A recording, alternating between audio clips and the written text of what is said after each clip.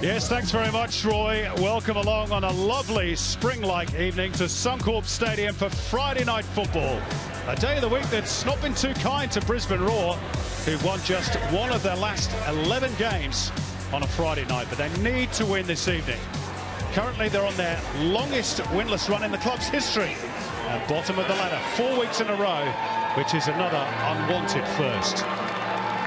Melbourne City, of course, will have other ideas. True, their blistering start has been slowed in the last fortnight, but 3 points this evening will take them back to the top of the ladder, and there were signs last week of a little style emerging to go with their newfound steel.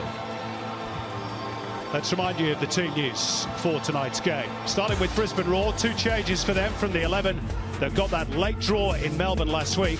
Brett Holman, who came off the bench to fire the equaliser against Victory, returns, as does Fahid Ben Kalfala. Nick D'Agostino and Peter Skapetis revert to the bench. Roar still without 5 defenders through injury, plus goalkeeper Michael Theo. So Jacob Pepper continues as a makeshift central defender, Connor O'Toole at left back, and Jamie Young in goal. And the big news, as you've heard for City, is that Ross McCormack is out. The official line is he pulled up sore after the stalemate with the Wanderers last week and hasn't travelled. And with Tim Cahill not considered due to the short turnaround following Australia's game on Wednesday, there's a first start for Polish marquee Marcin Budzinski, who's played just 142 minutes so far for his new club. A young defender, Aaron Reardon, drafted onto the Raw bench for the first time with all those defensive injuries. And City include 17-year-old Rami Najarine, the attacking midfielder who's just returned from young Socceroo duty and who spent some time with the Wanderers National Youth League team. Marcelo Karuska is out with injury.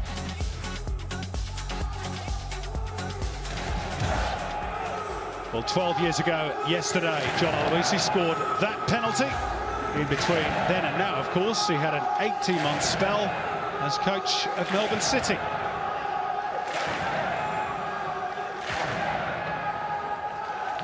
Match referee tonight is Chris Beath, who is a birthday boy, 33 today. Many happy returns to one of the 3 inaugural full-time officials in the Hyundai A-League. There is Warren Joyce, who got his reign off to the best possible start with that 2-0 win over Brisbane in round 1 at Amy Park. He has had a busy week responding to those comments made by Tim Cahill that he needs more game time, but the Socceroo not involved tonight. And nor, intriguingly, is Ross McCormack. It has been a typically warm, bright day in the Sunshine State. Temperatures have cooled low as evening has fallen, 22 degrees, and the pitch looks pretty good as well. 2 players in unfamiliar roles tonight. Jacob Pepper for Brisbane, continuing to fill in central defence, and a milestone for him. 100 A-League games up. Played for 3 clubs, the Jets, the Wanderers, and now for Brisbane. There is Marcin Budzinski, his first start in City colours. He's already scored in the Melbourne derby. Will he play that central role? He's certainly capable of doing so. And he has found his goal touch in recent seasons, 20 in the last 3 campaigns with his former team in Poland, Cracovia. So Brisbane get us underway. The Roar looking to get off the foot of the ladder. Melbourne City looking to return to the summit. Intriguing Friday night football ahead on Fox. Robbie Slater. It is an interesting week, a massive week in Australian football, of course, with the Socceroos confirming their place at the biggest party on earth next year in Russia. And for Melbourne City, well, they're just going to continue on. They'll be looking for all 3 points against the depleted Brisbane Roar side, of course,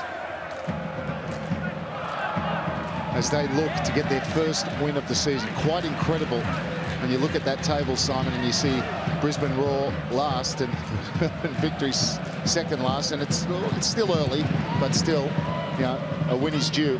Will they get it tonight? It's up to their experienced players, Mackay, Holman, Macaroni, Ben Kalfala, to pull this young side through. Still early days in season 13, of course, but already 11 points behind leaders Newcastle Jets Brisbane. They're looking to launch the first attack through Brett Holman, and they'll get the game's first quarter off Jacob LaRocca. and Holman will inject himself in. He loves that inside right channel, and Kalfala does like to drift inside. So the deep run from Holman is always a possibility for Brisbane. Only the one in the box there if he had completed that cross. Holman, Macaroni checked to the back post. From Papadopoulos and Massimo Macaroni, the two imports potential targets here. From another foreigner, Eric Botiak, who instead goes short to yet another, Kalfala. Work it back to Jack Hingard on the top of the box. Breaks out for Connor O'Toole, enjoying consecutive starts in the Hyundai A League for the first time. A continued absence of Corey Brown. Really is a staggering injury list that John Aloisi is having to contend with at the moment, Robbie.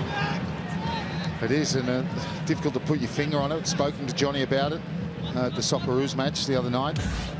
And obviously those training facilities at the start of the season were no help, he thought. Very hard grounds, and they've had a lot of soft tissue injuries. Luke DeVere, one of the latest, he's out for 8 weeks. Corey Brown, maybe a bit of positive news, maybe back next week. Might be a similar story with Jake North as well. And Christensen really is one of the ones they've missed in the middle of the park.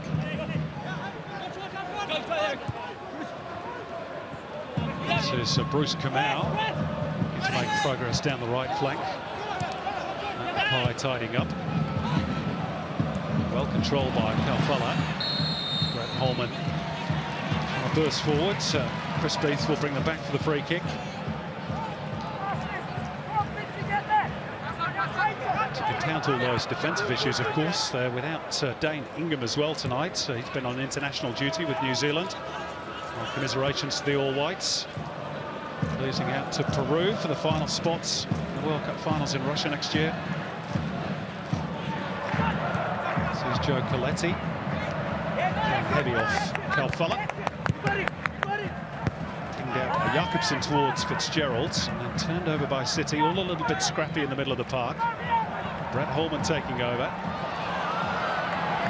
Shankwell just getting a foot in ahead of Massimo Macaroni. That's a big matchup, isn't it? Macaroni, Shankwell has been absolutely superb for Melbourne City.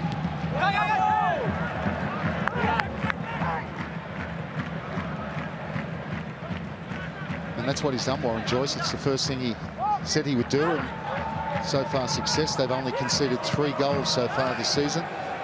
Shankwell has been a large part of that. Stephen Moore caught by Jacob Pepper, and immediately Chris Beath produces the yellow card.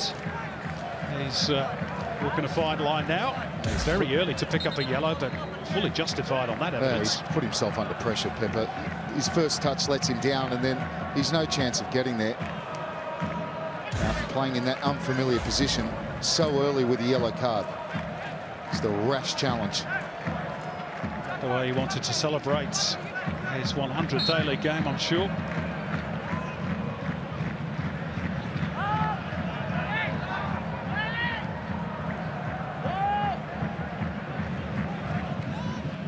Touch inside by Moscats, but only finds Avram Papadopoulos, and Brisbane looking to break through. Eric Botiak will cross towards that back post. LaRocca hits it up in the air. Goalkeeper came, didn't get there. Brisbane Roar lead. Avram Papadopoulos stole in ahead of Eugene Galakovic, and Brisbane Roar have the early advantage. Well, Eugene Galakovic has been outstanding for Melbourne City this season, but that's just a misjudgment. He's misjudged the flight of the ball, and credit Papadopoulos, who gambles, doesn't pull out. Quite often this sort of challenge, if the goalkeeper gets there, usually ends up with a free kick. It's not a great header from LaRocca, and there's nothing wrong with that. Galakovic comes when he really should have stayed. Just misjudged the flight of the ball. It's a brave header from Papadopoulos, and Brisbane Roar take the lead. Boutiak with the burst down the left-hand side. Decent ball. He was looking for Holman on the back post, and that's a goalkeeping mistake from Eugene Galakovic. Second goal of the season, also scored against Wellington Phoenix, and that's an incredible comeback. And the strange thing about that for me, Robbie, I don't know if you agree, is that Eugene Galakovic doesn't jump for the ball. Just really seems to expect it to drop into his arms. But he had Papadopoulos in full view. Yeah, he's coming out and he's made the decision so he can see everything in front of him. And it was a poor header from LaRocca. He got no distance at all on his header. And it forced Galekovic to make the decision. And in the end, it proved the wrong one. As you pointed out, if he'd had it jumped and gave himself some height, he might have been able to punch that one away or even collect it. Brisbane Roar with an advantage, scoring the first goal in an A-League game for just the second time this season. The only previous time was against Adelaide United. They couldn't win that night.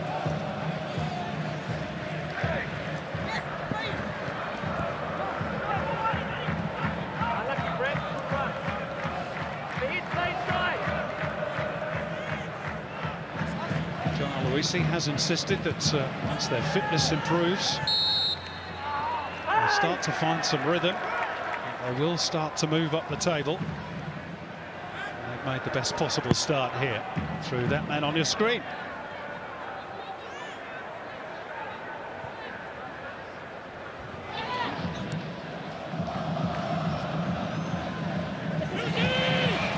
Sliding challenge by Botiak. Backfield didn't quite find its range for O'Toole. He's one of those, the Frenchman, who'll benefit from more games, better fitness. Infringement on Botiak, despite the pleas of the crowd, was won by Eric Botiak subsequently on Schenkerveld.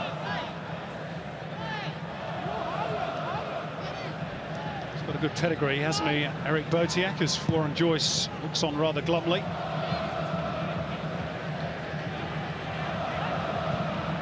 Lots of top-flight experience in France with the likes of Cannes and Dijon, Nice and Lille. Your old Derby Day opponents in That's France. Right, very much so. Like I said, great pedigree. You know, it takes foreigners a bit of time. He got here late. So many successful foreigners over the years take a good half a season, sometimes a season, to get used to the Australian conditions, the harder grounds.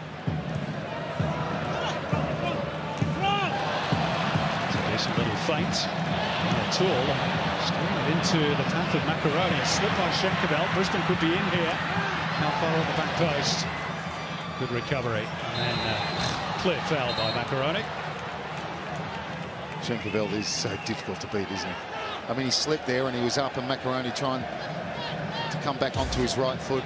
And Schenkerveld, as he so often does, just reads it so well. Really top-class defender. There's a slip, and then watch.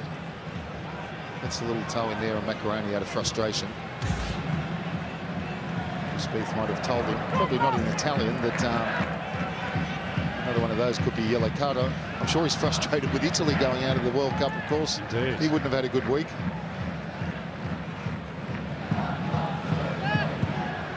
Schenkerveld, whose Dutch side didn't even make the playoffs. Extraordinary when you think some of the nations are not there. Avram Papadopoulos' national team, Greece, they're another one. Chile. And the US, but crucially, not Australia.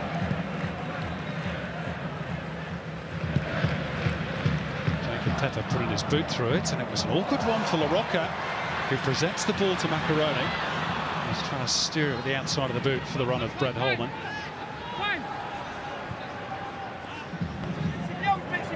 Scott Jamieson. A bit of room here, and there's no offside flag against Nick Fitzgerald. Kamau Mork waiting, Stephen Mork. Well, he had to take it first time, and he just couldn't keep the ball down enough. Oh, it's a terrific chance, and it's brilliant play from Fitzgerald. Player in hot form this season, one of the outstanding players, I'd say, along with Petratos, and really bad defending from Hingert. Hingert gets drawn towards the ball. Fitzgerald runs on the inside to the outside, picks out Mork, and it's a poor finish. Good call by the linesman. Yep, see Hingert in no man's land there. His first priority should be Fitzgerald. Once he runs inside, that's the danger.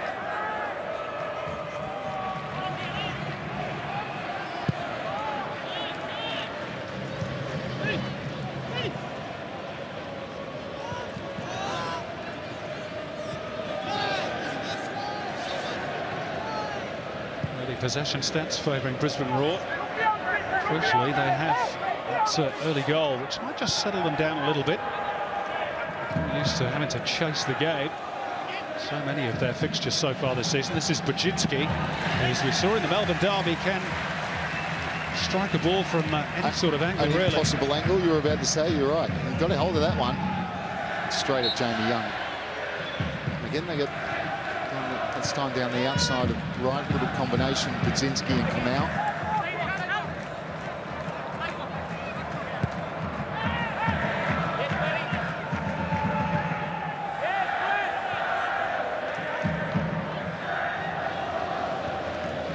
O'Toole, see what he was trying to do. That ball was on. Botiak with a good run. He'd run in behind Malik.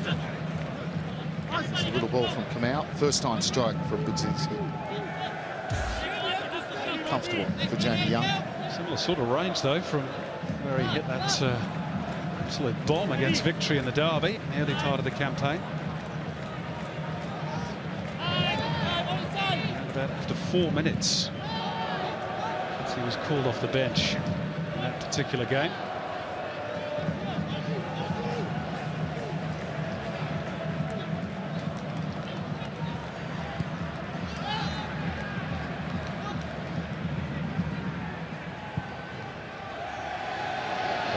Looking to reward the run of Bruce Kamau, led by Jamie Young. Jamison squares it up for Malik. Schenkerville. Musket. Budzinski trying to make an angled run to rid the attentions of Jacob Tepper. Instead, they spray it out towards Fitzgerald. There's Jamison outside him. Too much of that to Jack Hingett, but it's going to be a goal kick. Yeah, it was on. They'd overloaded Hingett there because Kalfalar, you know, he's not really a favourite of defending Ben Kalfalar, but the ball was just not the right one for Jamison, and to top it off, he didn't even get a throw in Jamison.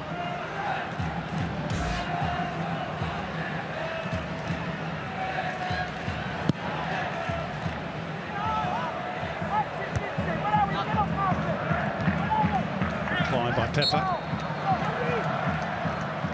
Push by Kalfala. Missed out last week. It's a 1-1 draw against the Victory.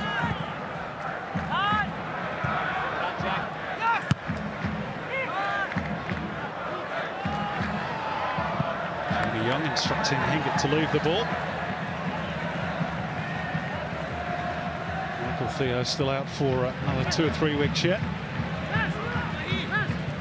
Real luxury for John Aloisi to have such good goalkeepers. By common consent, Jamie Young is probably the unluckiest number 2 in the A-League.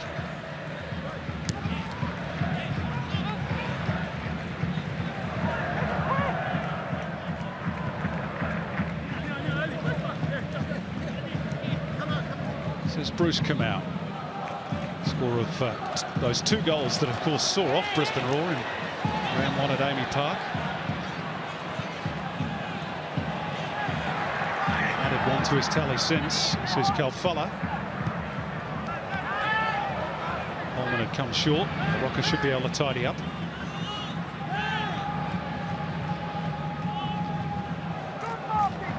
Jamison has a look, trying to fire it across towards Kamau. Yeah, both sides a little bit guilty of maybe going for the pass, the killer pass too quick. That was Ben Kalfalar trying to find Holman, was never on. That time Jamison trying to find Kamau. Fitzgerald, clever ball, just dropped awkwardly for Stefan Mork over the top of his right shoulder. It's as though Mork and Budzinski will sort of rotate in that central striking role.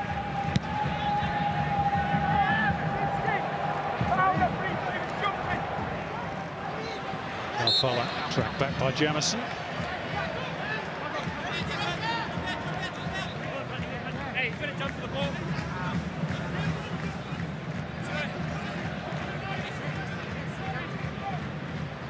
Jamison never short of a word. A little exchange with the linesman.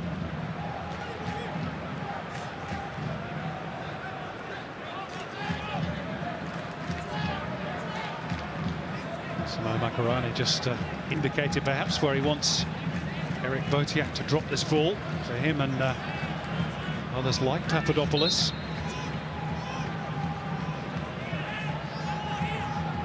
Key moment potentially for City. Can't afford to go 2 goals down, surely, even at this early stage.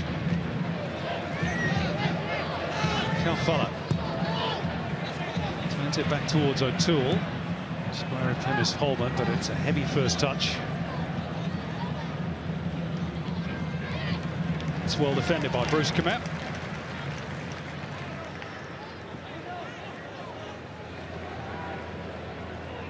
He's a good record against Brisbane Roar. Bruce Kamau, 4 of his 7 A-League goals have come against Brisbane Roar.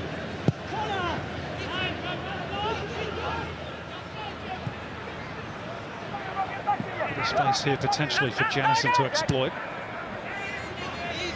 So the sort of release that Fitzgerald needs or wants. Well, Hingett was looking at him, and Jamison wanted Fitzgerald to go from outside to the inside, but it was never on. Just giving the ball to his feet.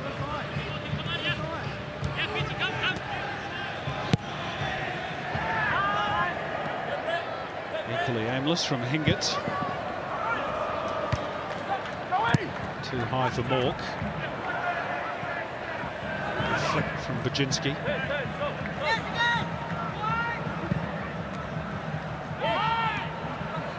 Neither team really able to put their foot on the ball at the moment. Here's Jamison trying to do just that. He's lost out. Brisbane have returned it straight in the direction of Stephen Mork. There's a silly one from Brett Holman. Kamau turning into trouble in the shape of Calfella. He can defend when he wants to.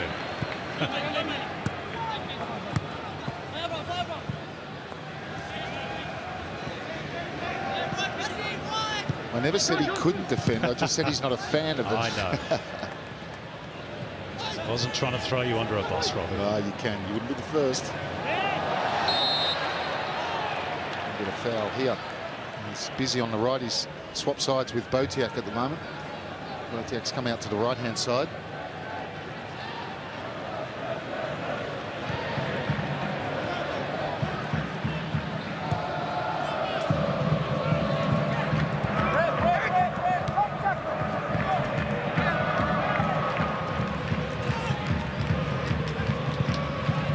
Night ahead for Melbourne City. A lot of talk swirling around the club at the moment. I think there's any currency in those rumours of fallout with Tim Cahill. Got your thoughts in a moment, Robbie. Kamau's ridden one challenge across towards Bajinski, who tries to tee up Michael Jakobsen. Fitzgerald returns it to the Dane. They'll get a corner, City. Oh, I thought Bajinski was going to pull the trigger there, and he's tried to set up Jakobsen. I thought it was there to be hit. That was a good situation where they didn't make the most of it. Brisbane, their own worst enemy there, trying to play out from the back. And sometimes when you're in trouble, just go along there. See how on the volley there.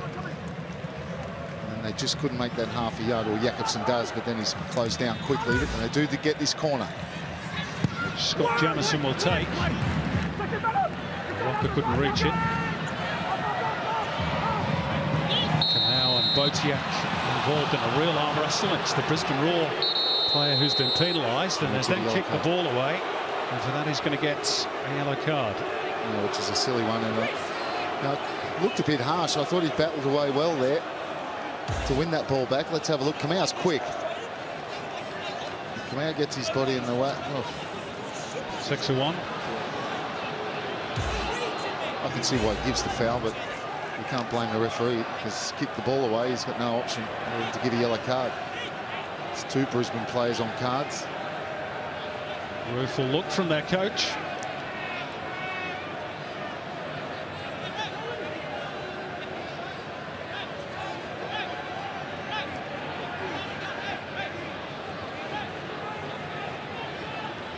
Set piece chance for Melbourne City, who haven't scored in the air at all this season. Neither had Brisbane, the only 2 clubs in the competition before today, but Papadopoulos has rectified that for Brisbane. We've got a free kick for the infringement inside the box. Yeah, so we go back to what you said, Simon, about the stories, and it's going to continue. So you see the foul on Papadopoulos from La Rocca, but of course it's a big story. Anything with Timmy Cahill in it is a big story. And the other one brewing, of course, is McCormack, who's not injured, and he's not here. Their informed striker, their top goal scorer. And it's going to be a difficult one for Warren Joyce, because up until now it's been fairly cruisy. And now these sort of things, such big players at your club as well, they're big name players, both of them, that can derail a season if you don't nip it in the bud. So it's going to be a very important week after this very important football match. Meantime, here's Hingert, just beyond Kalfala. Baczynski. Canal's free on the right. He's gone left for Fitzgerald. Looks promising though for City this. A better cross really from Fitzgerald. Allman trying to pressurise La Rocca. Helped further forward by Jakobsen. Baczynski was offside. Fitzgerald wasn't, so Pepper had to play the ball.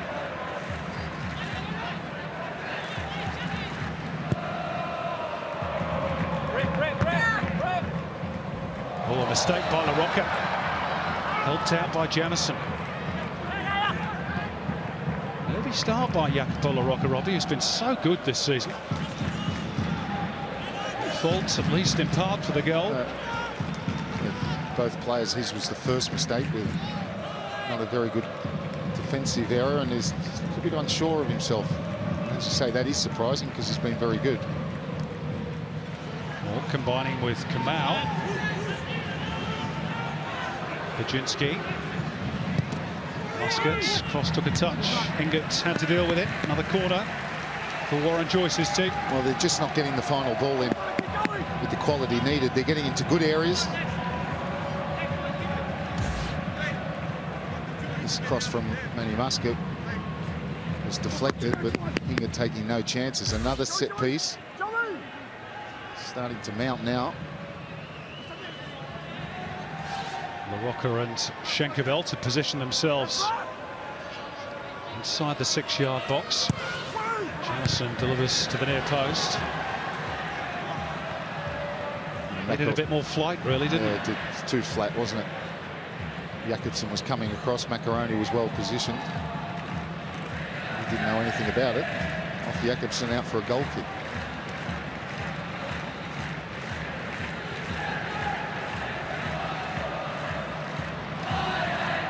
Melbourne City 2 from 2 on the road so far this season.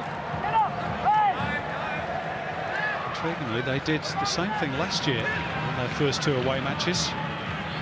Then didn't win any of their next 7, a sequence which, strangely enough, did start here in Brisbane. See if history repeats itself.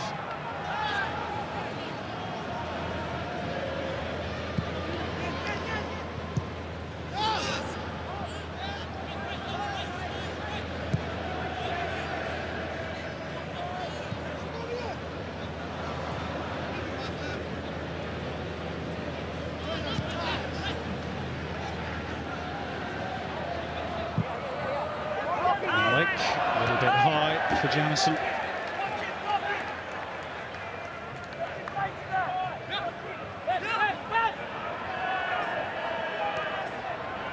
General Weesey said pre-game it's prepared to face Ross McCormack. City did put in some pretty decent service towards the Scotsman last week. He was unable to take any of those chances apart from the penalty, which ultimately was good enough for the point against the Wanderers.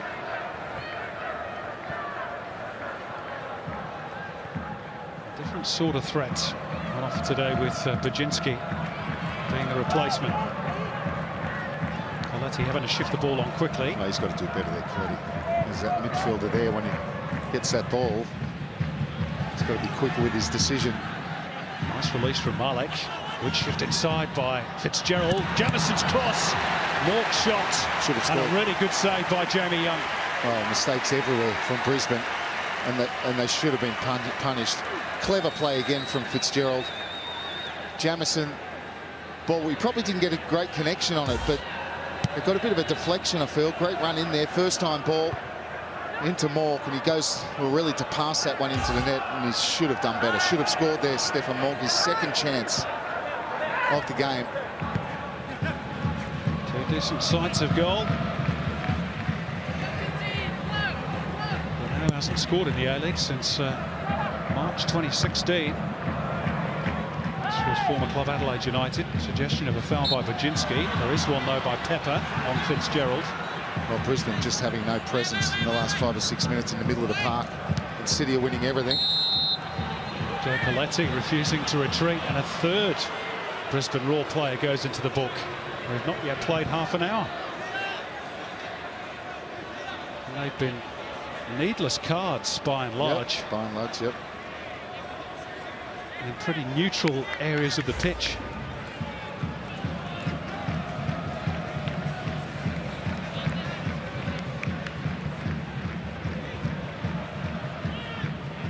Well, it's another set piece for Melbourne City. You keep giving them these opportunities. Sooner or later, they're going to make one pay. Bajinski's ball. Volleyed back by Jakobsen. Now couldn't get hold of it. Jamison beaten to it by Botiak, but Muscat has front position ahead of the Frenchman. Kamau looking to attack the young fullback O'Toole. He's created the angle. Again, not the cross that the attack is needed for Brisbane. Calfala rides the challenge of LaRocca. Botiak's made a clever run, but the angle was narrow. It was narrow, but Schenkerveld just read it. Absolute quality from the Dutchman. If there's a better defender in the A-League at the moment, I'm yet to see it. I think he's terrific. No, he's definitely Schenkerveld. Outstanding defender at the moment. And I heard what Andy Harper said, and I fully agree. When I saw him in the FA Cup quarter-final against Sydney at Leichhardt Oval, I thought, oof, maybe not, but one with Fitzgerald probably being their best player.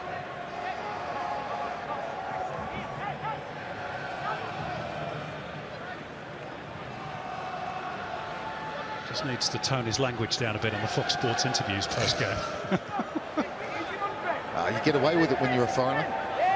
Did you? Yeah, I probably did in France. Probably not in England. Here's Botiak. Back heel for O'Toole. Macaroni available. O'Toole just delaying that fraction of a second, which allowed Melbourne City to close down the passing lane.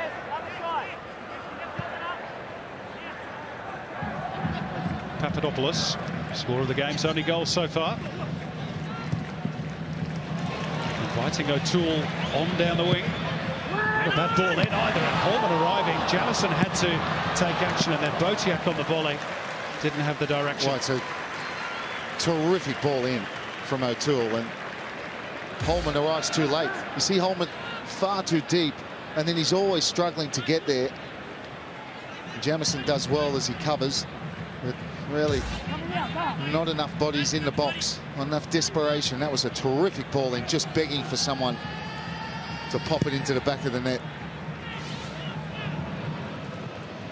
Roar's third shot on goal. Here's the man who's had two decent chances for City, Stefan Mork.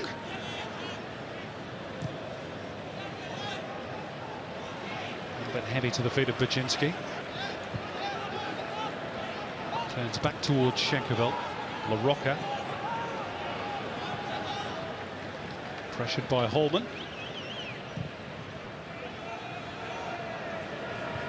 Helped on by Muscat and out by O'Toole.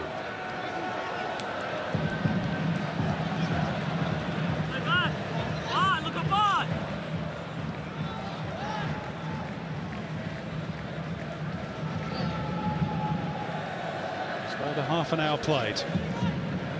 Avram Papadopoulos with the only goal after 5 minutes.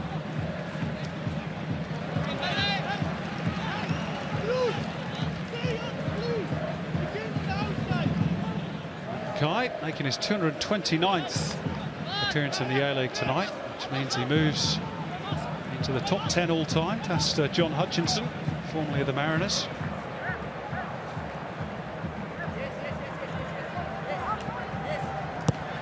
Jakobsen almost found its way through to Fitzgerald, not quite. Does now. Breaks for Bajinski, shows good strength to get away from Tepper. Sliding challenge by Papadopoulos, beautifully timed. A little stumble, but good readjustment by Coletti, and there's space to run into for Jack Hingett. So he's shown too much of it to Shankeveld, he has. Recycle through Botiak and then Coletti.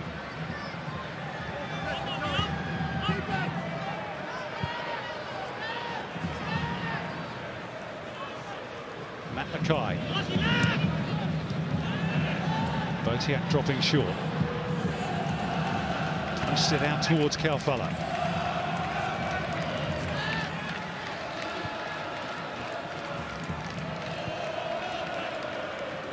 Papadopoulos.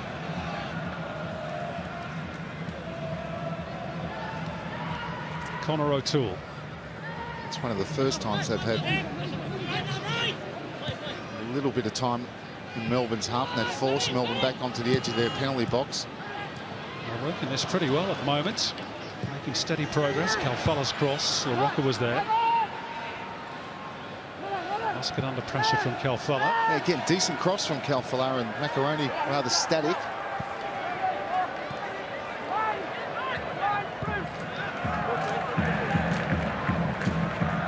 Brisbane to build again.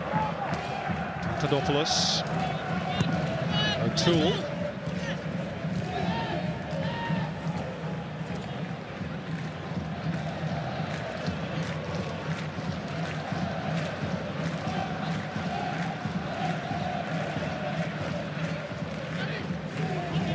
Connor O'Toole has remained forward for the attack. He's the fullback that's been invited further forward more than Jack Hingett on the other side, despite his inexperience. Joe Coletti a little awry with his release. There is the youngster, just 20 years of age. Intriguingly, a bit like Jason Davidson, he attended school in Japan. He's got a Japanese mum and an Irish dad, hence the name. I'll tell you what, he's a pretty good 34 minutes. Got a difficult task as well up against Bruce Kamau.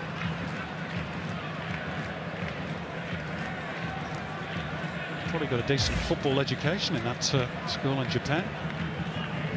I imagine it would be a sporting school. John Aloisi a little irritated that Michael Jakobsen didn't follow his three players into Chris Beatt's notebook.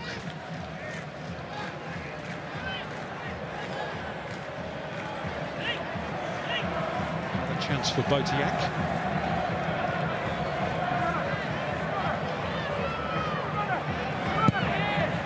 Oh dear, pretty rotten for the Frenchman. Oh, he was always looking for that wall pass, wasn't he? Back to Coletti. You think? No. In that sort of area, the pitch always, it's a bit of a waste, and it's always a very difficult ball to find someone. You know, he's what, 10 metres from the halfway line.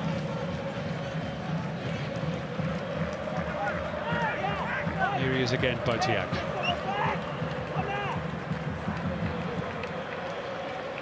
O'Toole. Back for Pepper. City can't get the ball at the moment. Hingett. Ball had gone out. Now they will get it. Melbourne City. Courtesy of a throw. And you can see when a team's not completely in confidence. That ball should have been quicker out to Calfella. By the time it went, you know, it was an extra touch taken, and it's forced him right on the sideline. Couldn't keep it in.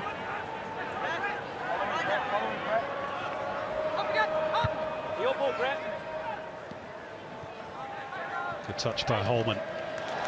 Equally by Botiak. Macaroni. Holman's at the back post if the Italian can find him. He's tackled really well by his compatriot, Jacopo LaRocca. He hasn't had the happiest of halves so far, Macaroni. Well, the happiest of games last week. According to the stats, he completed just 8 passes in the entire 90 minutes. Does remain Brisbane's top scorer with 3.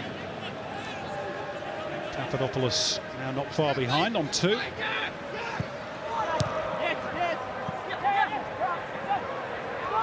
Holman holding off the attentions of Bajinski to allow Coletti to advance. Now there's some space for Kalfala. Towards the near post. It goes up in the air, and this time Adrian Galekovic makes a good claim. Oh, for me, Kalfala, I think that's the wrong decision. I think he's got... LaRocca was backing off. I thought he could have eaten the space more there. Drive towards that near post. His cross doesn't hit the first man. Story of both teams, really. I mean, Brisbane have got the lead, of course. Balls into the box in good areas, not good enough from both.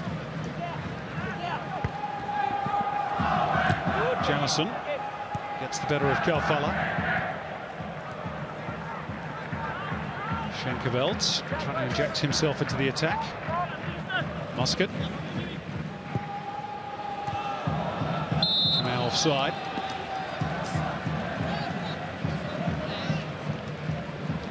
There's another look at Fahid Ben Kalfala's delivery. He's backing off there. And I think he can eat that space up. Beat the first man. In fact, it was Jakobsen, not LaRocca, backing off.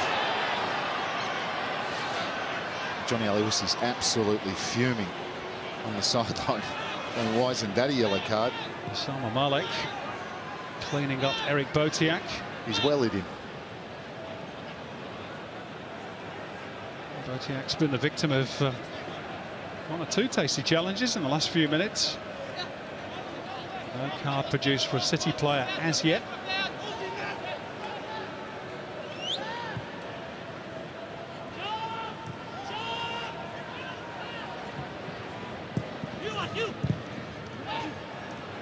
It's a cleaner steal in midfield by Malek. That's from Brisbane's own free kick.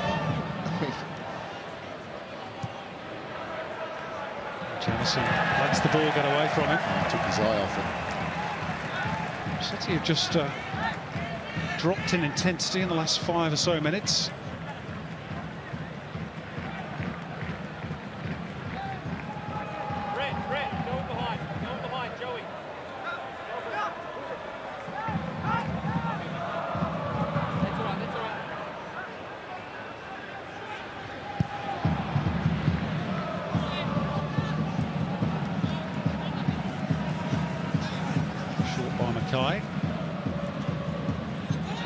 Botiak off on a run. Very busy player, isn't he, the Frenchman? Here he is in possession.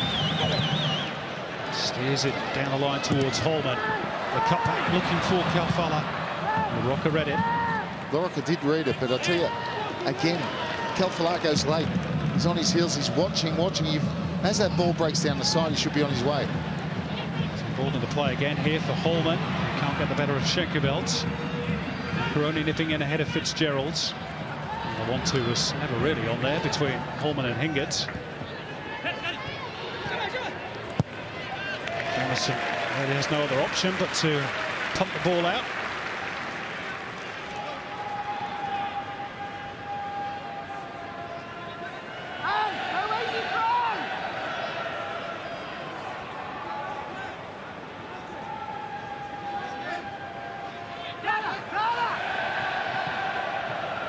Hingert.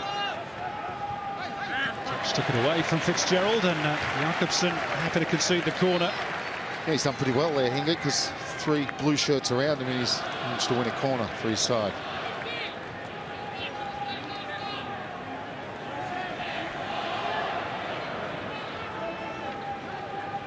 They had one way back in I think it was the first couple of minutes, the first corner, and they took that one short. Kalfala is there with Botiak. See if this one is the more conventional route to the penalty area. No, they've gone short again. Kalfala's cross, and Papadopoulos cleared off the line by Stefan Mork. Well, it was well worked in the end by Brisbane, that set piece. And this time Kalfala put it into a really good area for Avram Papadopoulos, who wasn't far off getting a second goal. No, and It's a really strong header as well, and uses his physical presence, and it just loops over Galekovic, and that's great awareness from Stefan Mork, because Galekovic is beaten. Looked like it was destined to hit the inside of the post there and in.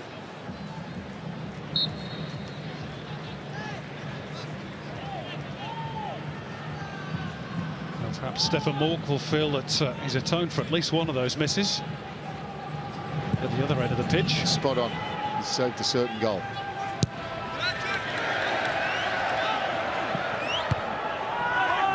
Walker's header straight at Coletti. Calfala. Macaroni's saying, "Get it to my feet." Yeah, that kind of service, I mean, if that's the service he's getting, well, no wonder he's only getting 8 touches a game. Oh, La Rocca. Horrible mistake. Macaroni, first touch. Took the Italian wide. Chance still on. Botiak, 2-0. Eric Botiak has his first goal for Brisbane Roar. And it's another horror moment for Jacopo La Rocca, who's had a terrible first half. And Melbourne City find themselves 2 goals down on the cusp of the break. Well, it's a brilliant finish and a brilliant run that saves Macaroni's blushes. Terrible mistake, just a lazy pass from La Rocca, and then Macaroni's first touch. You think he's butchered it. He's got the awareness, and he sees the run of Botiak coming late, untracked. There's the miss. The missed touch takes him away from goal, lays this one perfectly. That's a really good finish. Galekovic with no chance, he just passes that into the back of the net. Past the outstretched Galekovic, and Macaroni will be relieved as anyone that he was allowed to be given that opportunity, but a terrible mistake from La Rocca, whose confidence is obviously down. And he's gifted Brisbane a second goal, a goal that they look like Macaroni had butchered initially. And if anybody deserved a goal in Brisbane Roar colours this evening, you'd probably say it was that man, Eric Botiak. He's been very busy in the first half.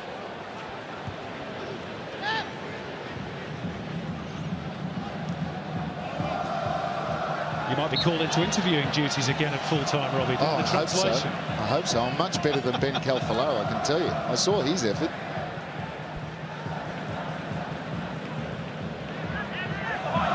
Well, there's a long way to go in this game, but I think there's one thing you can say with the chances they have created, Melbourne City, and Budzinski up front playing as a 9, probably rotating with Stefan Mork, and nothing disrespectful to those players, but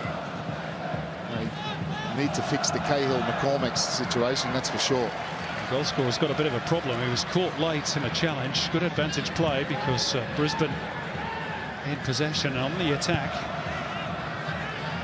Botiak not moving particularly freely on that far touch line. Oh, he gets shot down by Budzinski, and now Melbourne City will get a yellow card. It's going to be the Polish marquee player who'll get it, and it's descended into a free-for-all after there's a shirt front to Marcin Budzinski. Well, there's a few players who need to stay away. Jacob Pepper would be one. He's on a yellow card.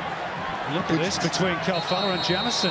It's all arms raised, shirts grabbed. Simon, there's players there that have no business being there, and that's what's inflaming this. Budzinski's stupid. It's not a good challenge.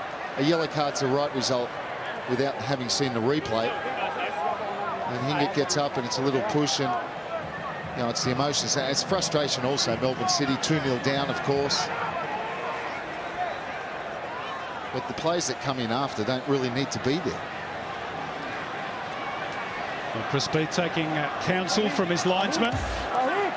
Here's what started it all. He's late and over the top, yeah, fully deserving of a yellow. Yeah, it's a yellow. And then Jack Hingett wanted to continue the argument. Budzinski went nose to nose, and then it was on for everyone, really. Calfala and Jamison in particular. Shinkerville Malik, is it? Called out. Let's hope Chris Beath, who usually does keep his head.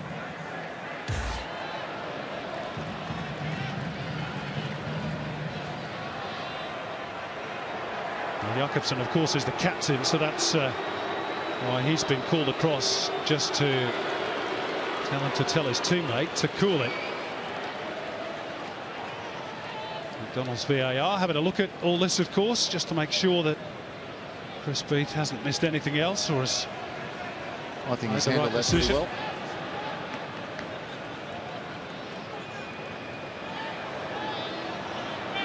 Late lunge by Baginski. A push by Hingett. Set it all off. Follows delivery. Salah Malik climbing highest. And at the end of all that, we're into first half stoppage time. Well, we're well into it. Confirmation of the booking for Baginski. I don't know how much injury time there is, but we're well into it. We're about to find out. Here's the board, 3 minutes. We played 2 of those already. The fourth official was probably so distracted by the little melee, he forgot to hold his board up.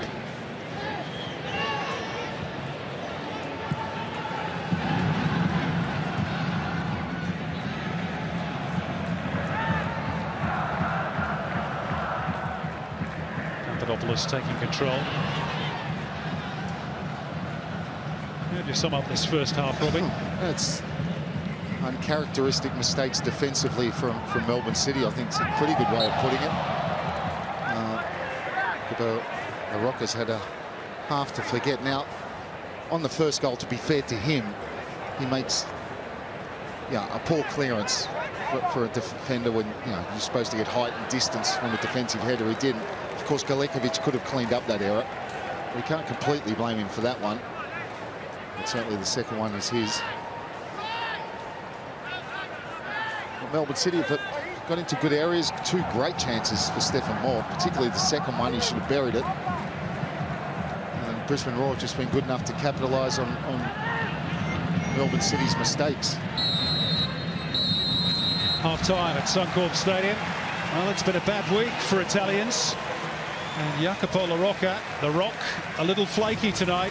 2 bad errors, presenting 2 big opportunities.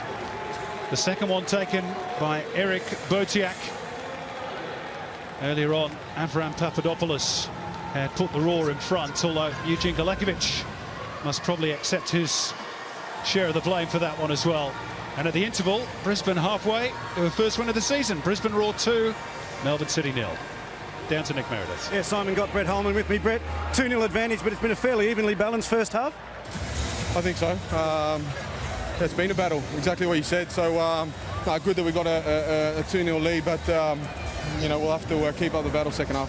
Certainly some chances on the break, though, isn't there? It seems quite open at times. Definitely. I think if you saw the second goal, obviously it was a little mistake from their defender, but we've got to pounce on those errors. Thanks a lot, Brett. Cheers, appreciate your time. Stay with us a quick break, then Adam and the boys will review a fascinating first half from Suncorp Stadium.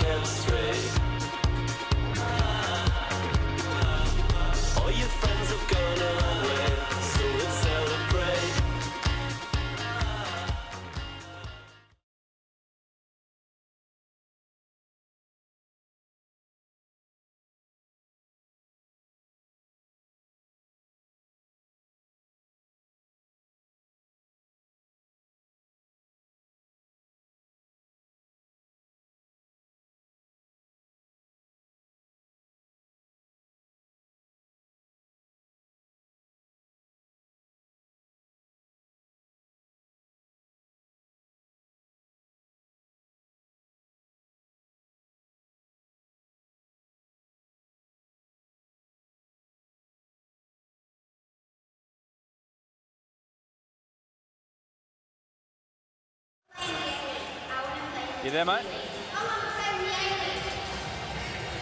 I've got to talk to Jeff.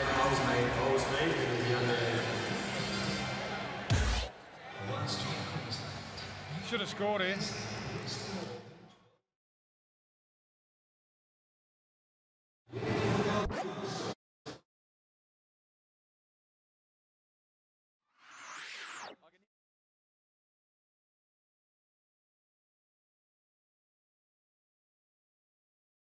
Can you let me know the rundown? What are the... Yep.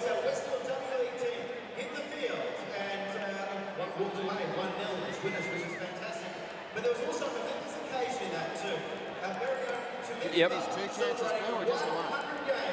In the Westfield W League, for the second Yep. player in history to actually do this, to reach the 100 games. 3 players across the entire Westfield W League have made those appearances. Yeah, cool. So you got you got opening gambit. Please put your hands together as we bring Tamika. You got the goals. Family, friends, and your Brisbane Roar W League team.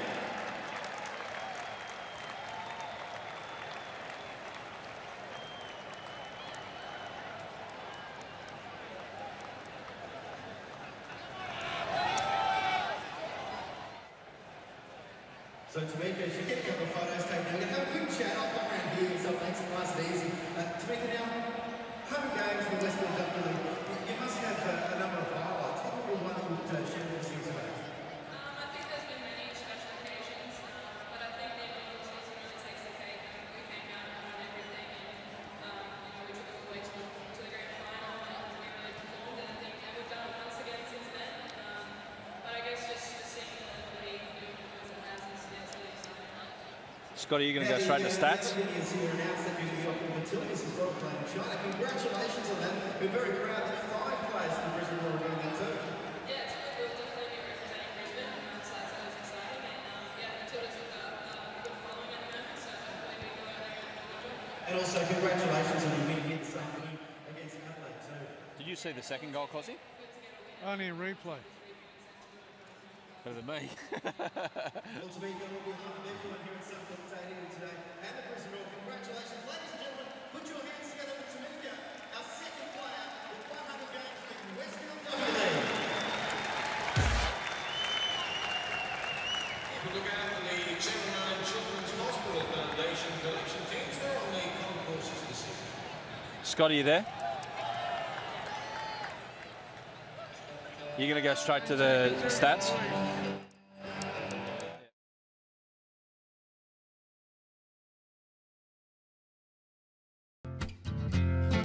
So let's go back to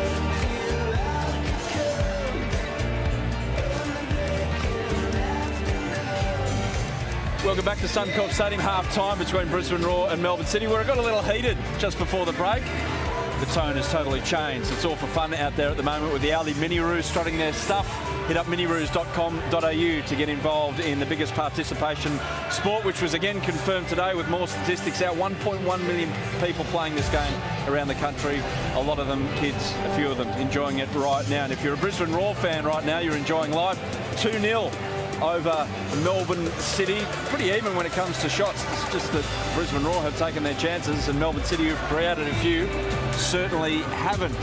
4 yellow cards so far. More to come if what we saw just before the break continues. John Cosmina, Andy Harper alongside me, Adam Peacock here pitch side. Harps, biggest lead of the season so far in a game for Brisbane Roar off the back of their best half. Yeah, I think so. I think they've been very good up against a pretty pedestrian Melbourne City team, the way I've watched it, certainly in possession, and Brisbane Roar good enough to capitalise. You know, signs that they're starting to find some football, starting to find some solutions in the middle of the field, starting to find some players in that attacking space just off the defence. Botiak, Calfella getting some selling possession, and Holman too. So the signs are good for Brisbane.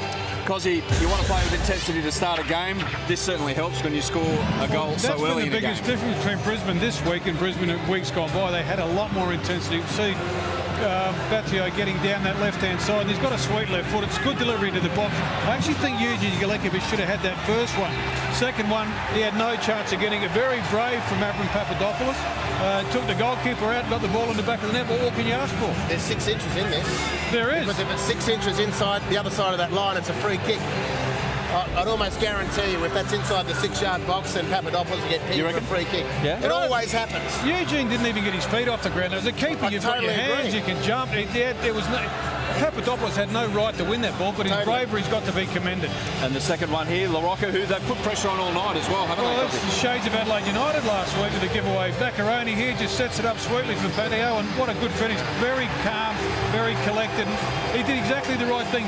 Just found space, found the target. That's all he had to do, and it was a great goal just before half-time. Yeah, finally you see that the front third, a little bit of cohesion for Brisbane Roar, which has been the problem. John Aloisi talked about Holman being closer to Macaroni. If you have a look at the setup there, they'd press nice and high, and the two strikers were Holman and Macaroni. And it allowed, or it forced Melbourne City into making that mistake. Harps, before the game, you made a point about Stephen Mork. All he needs is those late runs into the boxes and to finish them off. Yeah. He had 2 chances, case in point. This is a big thing for Melbourne City. Now, I'm not sure what's harder, to coach a player to read a situation to get into these sort of goal-scoring positions, or to coach a player to finish the damn things.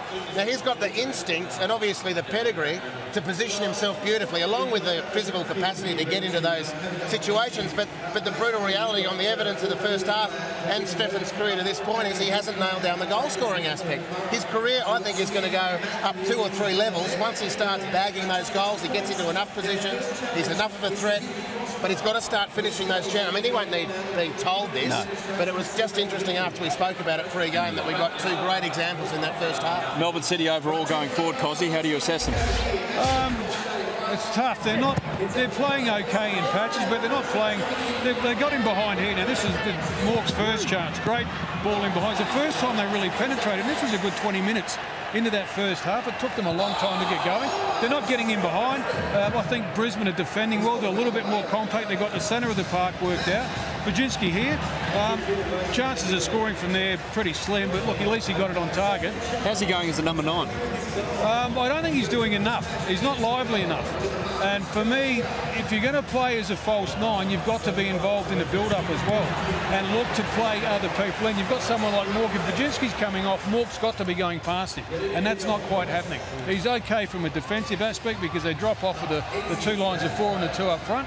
But for me, Bajinski's not working hard enough. What do you make of it all kicking off just before half-time when everyone started running in and calling each other names and pushing? And... Yeah, totally frustrating for Melbourne City. An act of frustration, a reaction out of frustration. Bajinski, of course, the protagonist, firstly with the tackle and then chesting up against Jack Ingott here. So there's nothing other than frustration. He's not in the game. Melbourne City don't have enough football in them, I'm sorry. You know, everything they do in an attacking sense is very machine-like, which is fine. But they've got to have some points of difference. Nick Fitzgerald offers it every now and again. Stephen Mork adds that muscle and energy through midfield. But there's not enough variation in their attack. It's so predictable, it's so machine-like. They need more football if they're going to really shake this competition. As we've seen here, they've got plenty of attitude, they've got plenty of muscle, I think they've got plenty of commitment. Now they've got to find some football to go on top of it. Don't forget Movember. It is Movember at the moment. Archie Thompson, Danny McBreen actually doing it, growing the mows. You can get involved as well. Sign up for any challenge that you want. Robbie Slater and Tara Rushton are doing a 5K challenge a day as well. Any way you want to support men's mental health, get involved at the website on your screen right now. We're off to a short break. Can Brisbane kick on? And finally, 7 weeks into the competition, get a win, or to Melbourne City turn it all around? A lot to play for in the second half. We're back in a moment.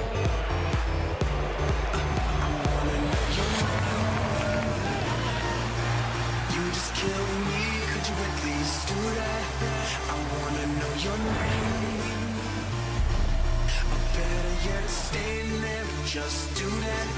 I wanna know your name.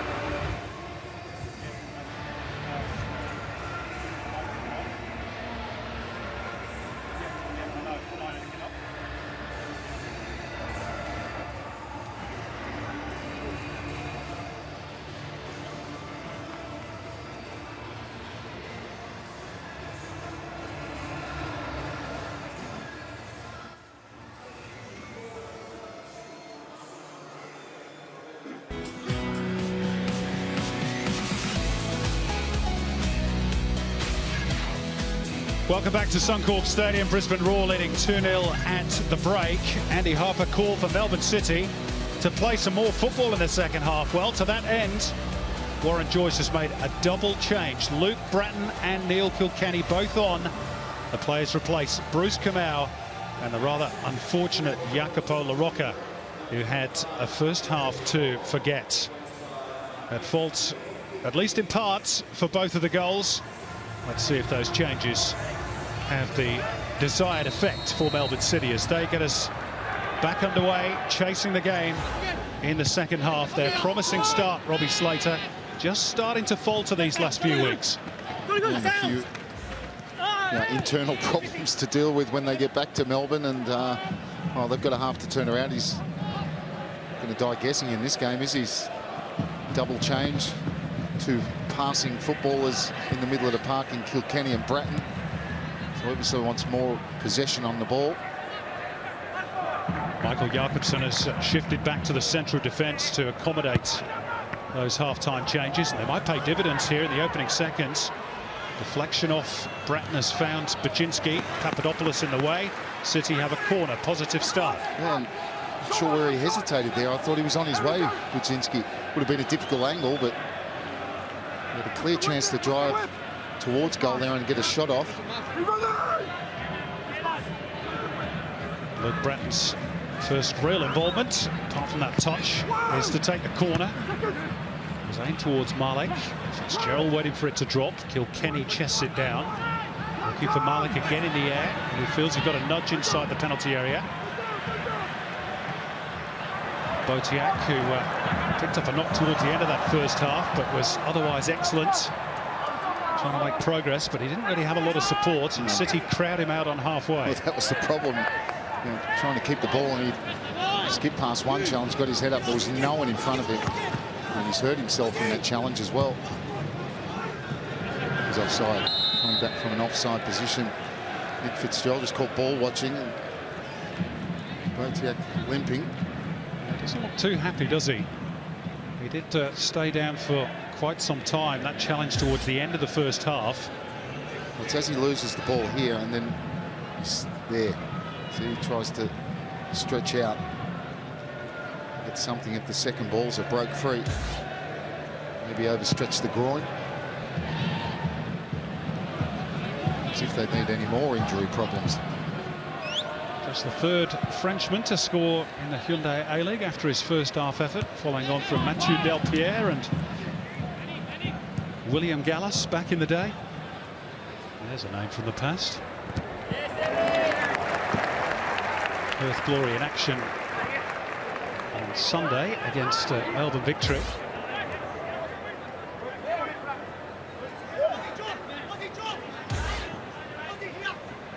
Reminder that the game between the Wanderers and Wellington tomorrow at Spotless has been postponed if you were planning to go to that one.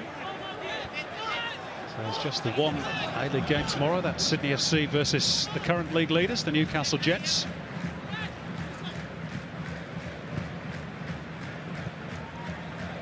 Another big week of football coming up on Fox. Of course, we've got the FFA Cup final on Tuesday night. Sydney FC and Adelaide United. The Reds already with 3 points backed after that late winner in Gosford last night. Here's Nick Fitzgerald. City made a good start to this second period. They've got themselves another corner. Yeah, and a scrappy start from Brisbane. Just can't get out of their own half.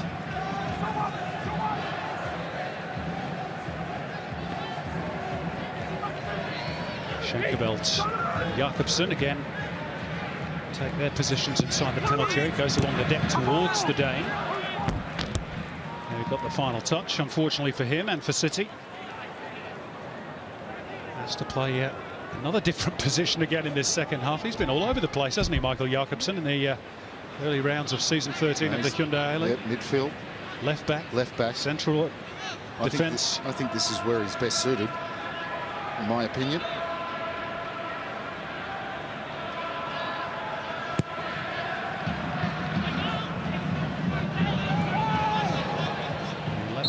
For that one, and Fahid Ben Kalfala has clattered onto the turf and fallen awkwardly.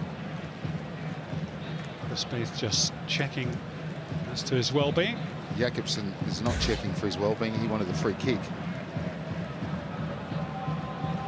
Didn't look to be too much in that. In fact, it's the trailing leg that does the damage with Michael Jakobsen on the head of Kalfala. We're going to restart with a drop ball.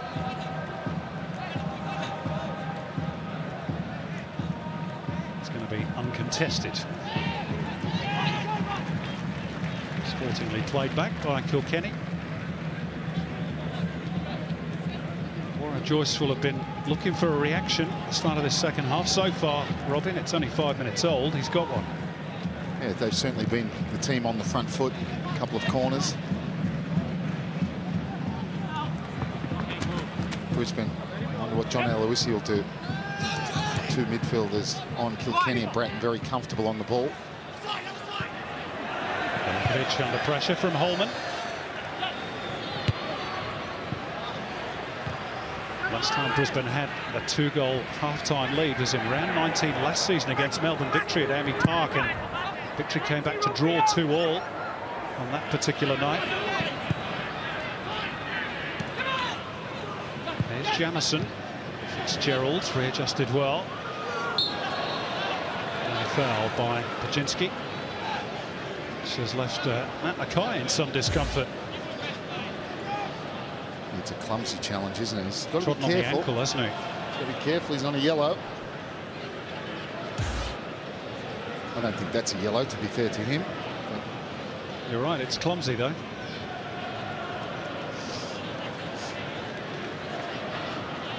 Nick Meredith might have more for us. Yeah, interesting, Simon. Luke Bratton obviously played a long time here in Brisbane. He's come on at half-time and he's playing on the right-hand side of the midfield, which I can't recall him ever playing. It's he's naturally a central midfielder who holds and likes to spray the ball around a bit. So it's a challenge for him because young O'Toole will get up and down the line. So it'll be interesting to see how he goes in a foreign position doing his tracking back work as well. Yeah, thanks, Nick. A little bit unbalanced. Yeah, I noted in an attacking sense, City. I thought it might have been, you know, the option would have been to put Mork out to the right.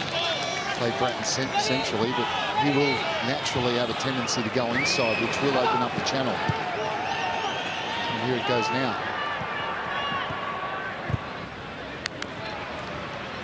Luke Bratton, former Brisbane Roar player, of course, 91 appearances during some of the glory years of Brisbane's recent past. A big job to do for City here tonight, trailing as they do by 2-0.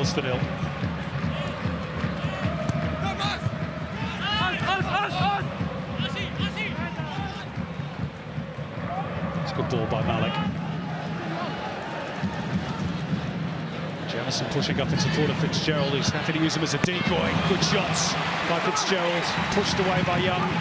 Back in by Bratton. Too high for Pajinski. And cleared by Hingett. It's good play from Melbourne City and Malik. They played themselves out of trouble deep in their own half, and the switch to Fitzgerald, who's so confident at the moment. Decent strike, and Jamie Young with that parry, and he's lucky with the parry, he gets distance on it. All City at the moment. It's a good read, though, by Papadopoulos. Cleared upfield by Connor O'Toole. It's a rather silly, it's a silly challenge. Because he had nowhere to go. He was only going to flick that one on. Brett Holman. Here's the run from Fitzgerald. Full of confidence, good technique, decent strike, and didn't feel he could hold on to that one. Jamie Young parries it away.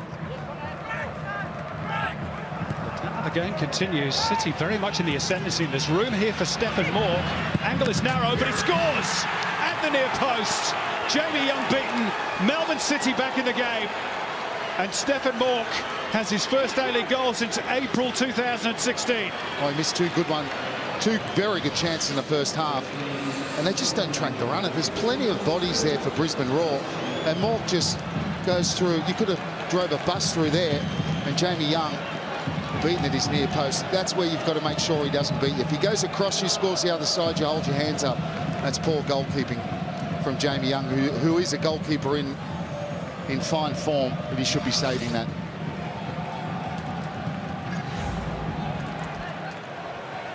Stephen Mork's first of the season, and a crucial one for City. They get their reward for their early second half dominance, and now we've got a game on. Brisbane's confidence, of course, fragile. After going winless the first 6 games and on the back foot again here, City are really on top. Oh, you can see it, they're all over the place, Brisbane Roar. Look, they're so deep already. It's one off closing down. Oh, Kilkenny didn't look. Gave it straight to Holman. Macaroni is offside there. And they butchered that opportunity, Brisbane. Well, Brett Holman. Kilkenny grateful. Brett Holman was on his money there. He was away.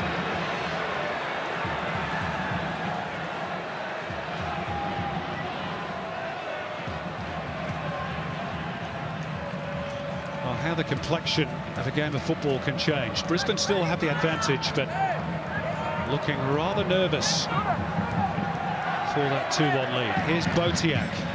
Barely involved second half. That's a good layoff, though, for Holman.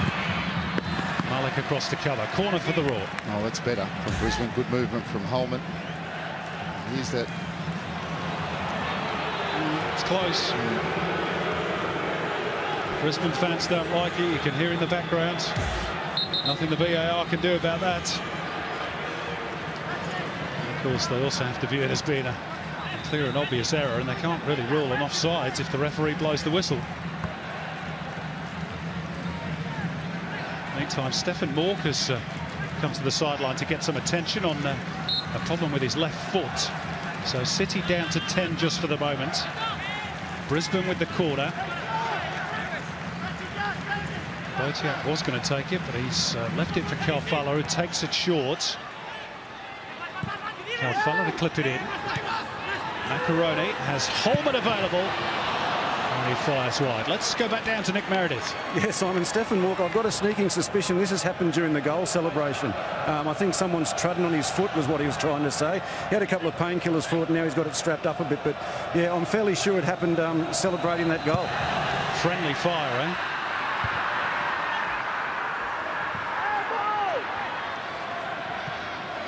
That would irritate the coach, wouldn't it? Injuries are bad at any time, but when you get them celebrating a goal. Now Jakobsen got a bit fortunate there. Stumbled and might well have impeded Massimo Macaroni in some people's view. John Ellis certainly thought so. John Ellis has to do something about the middle of the park, because they're playing without really anyone in the number 9 position, and you've got Papadopoulos and Jacob Pepper. And a silly foul there from Manny Muscat. Picking nobody up front, so they're just outnumbering them in the middle of the park, and they're breaking from deep and not tracking the runners.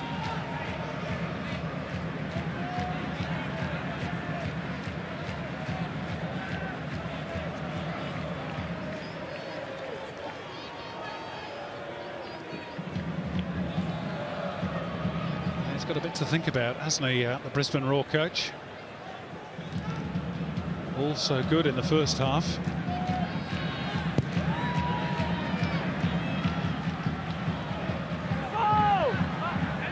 City still chasing the game. It's beautiful work again by Schenkeveld.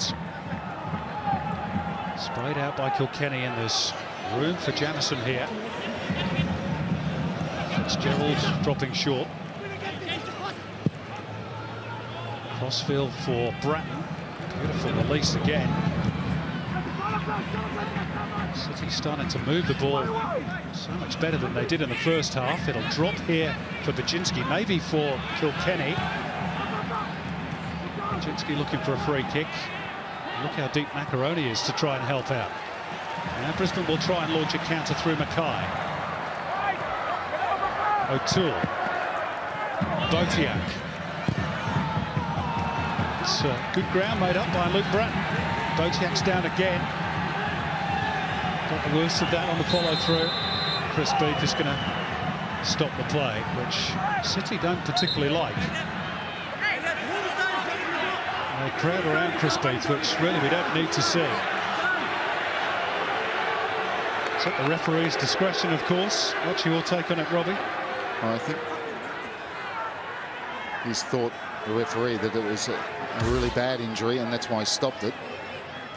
Botiak was looking for Macaroni at the back post. He just hesitated too long. It's on the follow-through, isn't it, of Botiak, that it He's caught by Bratton.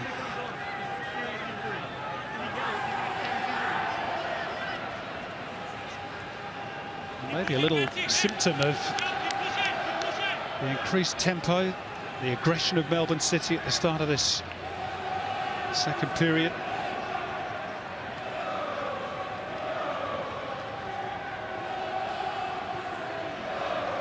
Just what Warren Joyce would have demanded.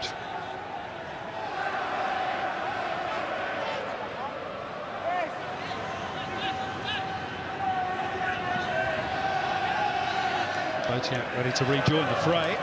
Just going to have to wait a moment.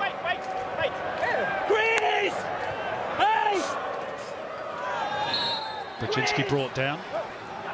Winning all the second balls. Melbourne City, look how they want to play quick. Kilkenny. Out to Bratton. Two waiting for the cross. Oh, it was a dangerous one, a real teaser. Jacob Pepper dealt with it. Brzezinski wasn't far off making a connection. Well, saying Bratton doesn't like playing on the right, but he's doing a decent job at the moment. This is a terrific ball. Bends it in. Difficult for defenders. He's done well, Pepper, to get that over the bar. Could have gone anywhere, really. City's dominance continues. Bratton's corner. All the way through for Jamison. Hangs it up towards Osama Malik, and he should have really done better with that. He's not a regular A-League goal scorer. His last one in December 2013, but he probably should have hit the target here. Yeah, just stands this one up, and he jumps too early. Free header inside the 6-yard box. And Brisbane really just hanging on. John Aloisi does have Mitch Oxborough on the bench. He wants to stiffen up that midfield area.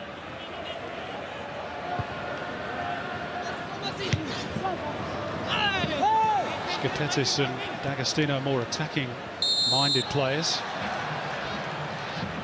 Schenkeveld not happy, but it's not a foul from him. The referee's gone back to an earlier foul on Mackay.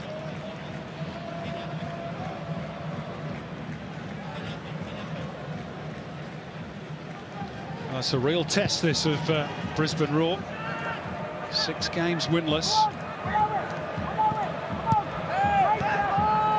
Given away cheaply by Botiak. It's infectious, this malaise for Brisbane. Even on their best player tonight, which is this man Botiak. He's turned it over again. Bratton, who's having a real influence, swings it in. Good tail in it. Jamison just couldn't wrap his boot around it. Brisbane stretched again. Another wicked ball in.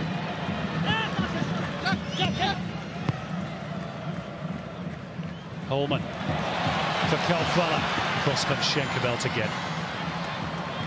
Does that so well. Does that so well. He just reads the game so well.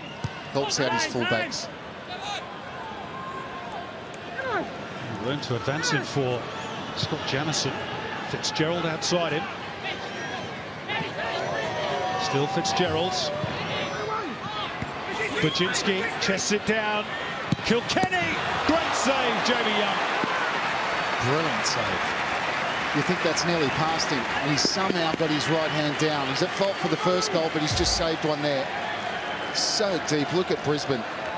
And the runner just coming in. Decent strike. Destined for the bottom corner, and that is a top save from Jamie Young. You feel he's going to have to pull off a few more the way this game's going. Jamison's corner. Brisbane deal with that one. But for how long can they hold out? It's incessant pressure from the Sky Blues. They've got a bit of respite now. Offside flag against Jamison.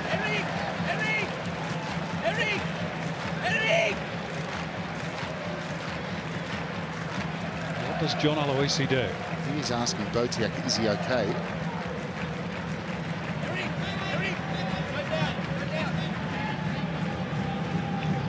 He's got to find a way to get some sort of foothold in the midfield. Well, he's going to make a change.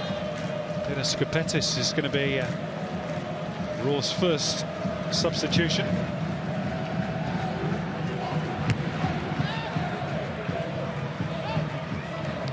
I'm told that it is going to be Eric Botiak to be withdrawn. Maybe still feeling the after effects of those collisions. Well, for all that City have dominated the second half, he's been very good tonight, particularly in the opening 45. Yeah, and it's an injury that forces him off. He didn't really want to, but you can't really take a chance. The injury toll they have, that's a blow for the second half, because he's someone that's capable to hold the ball, and you need someone to just take the pressure off. We will hope that he'll be all right for the trip to Sydney FC for their next A-League game next week. On in his stead is Peter Skapetis, who's had his own injury problems in the past, couple of nasty ACL injuries. He's really scuppered his career in Europe with first QPR and then Stoke. See if they can arrest the slide. Here is Skapetis.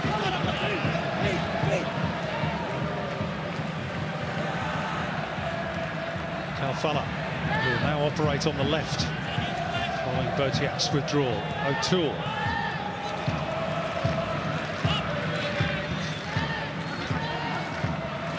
Papadopoulos. Mackay. O'Toole. What's the cross like? Not bad at all. Skapetis arriving. He's put in a couple of decent centres, hasn't he, the young fullback? Another good ball. Just hangs it up to the back post. That's the best ball from that kind of an area. Look how quickly Melbourne City come through the midfield.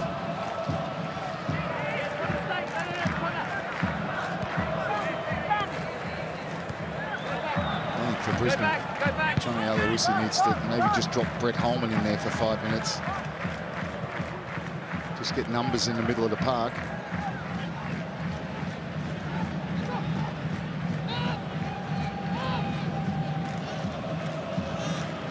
Kenny. Knocks it out towards Fitzgerald. Held up by Hingett.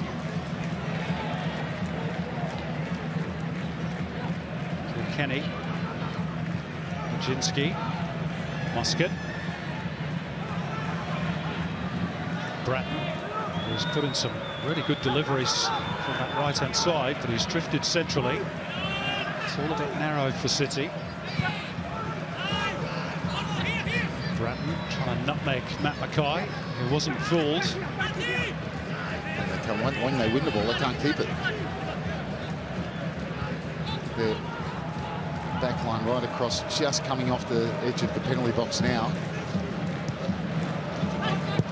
Jamison, this with the right boots. Just going to get away from Bratton.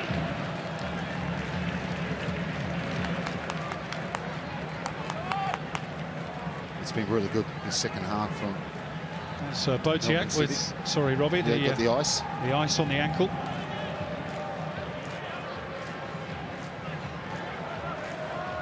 Intensive treatment, no doubt, ahead of that trip south to Sydney next week.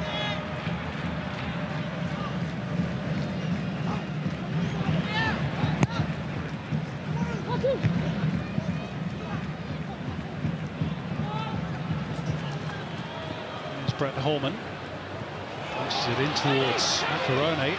Muscat missed it completely. O'Toole pushing up on the left again. Can't get the purchase this time. Yeah, good area, good situation, and just overran the ball. I think the weight on the pass from Macaroni wasn't quite enough.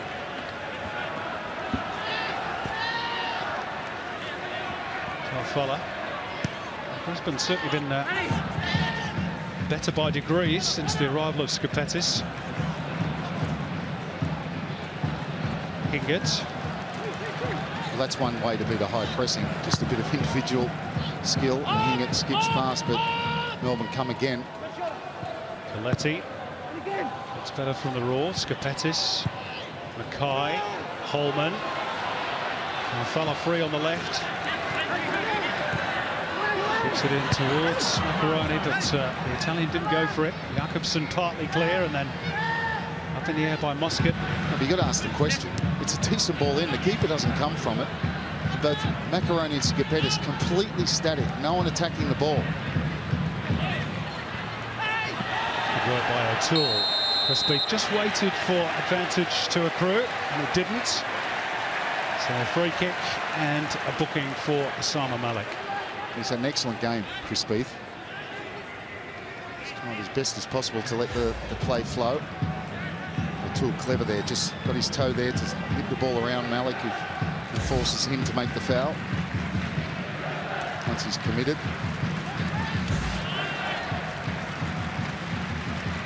Third yellow of the campaign for Osama Malik. Blue 5, of course, and you incur a suspension. Brisbane weathered that City storm. They reassert themselves here. Fala's delivery claimed, was it by Galekovic? First time it was, but not second time around. And that man, Avram Papadopoulos, has a double. Oh, that's extraordinary. Eugene Galekovic has been in such super form this season. And he's made a mess of it again, and Warren Joyce can't believe it. They have had Brisbane on the ropes. And you mentioned it, Simon. Brisbane had got a little bit better since Skapetis' arrival, but that's bread and butter for Galekovic, and Papadopoulos' presence puts him off, I think. I tell you what, he still had the composure to swivel on that and put it home. It's a deflection off Schenkenveld, no blame on him, but here we see it even better. Galekovic comes, that's his ball. That's bread and butter for him. Tell you what, not a bad finish by the central defender. That's what I'm saying, there was still a bit to do. He's had to keep his composure, swivels on it, and buries it in the back of the net. Deflects off the inside of the calf of Schenkenveld. So how about this? Avram Papadopoulos is now joint top goal scorer for Brisbane Roar with 3 this season alongside Macaroni. And after all that City pressure, they're 2 goals behind again.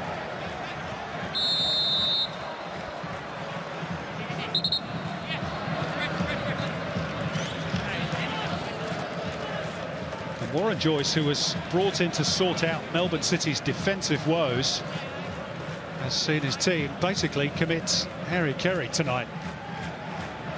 Well, they conceded 3 in the opening rounds up until tonight, and they've doubled their tally in that respect.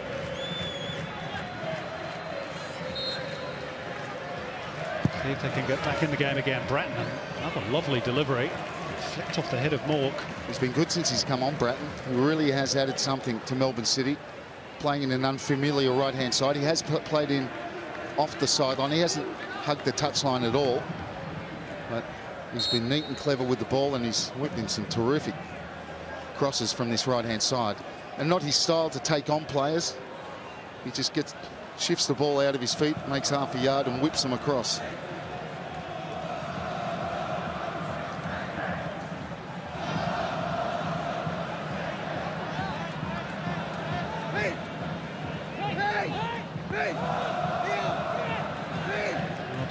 He will be breathing a little bit easier now. That was a troublesome 20 minutes that they had. City looking increasingly likely to square things up at 2-2 instead. Brisbane have a bit of breathing space.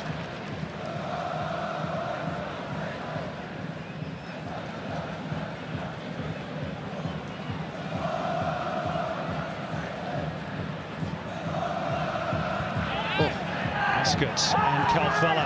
What was that?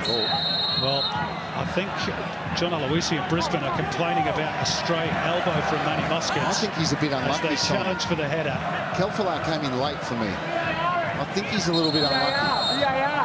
Muscat has been booked. John Aloisi wants the VAR to review it. They will be looking at it.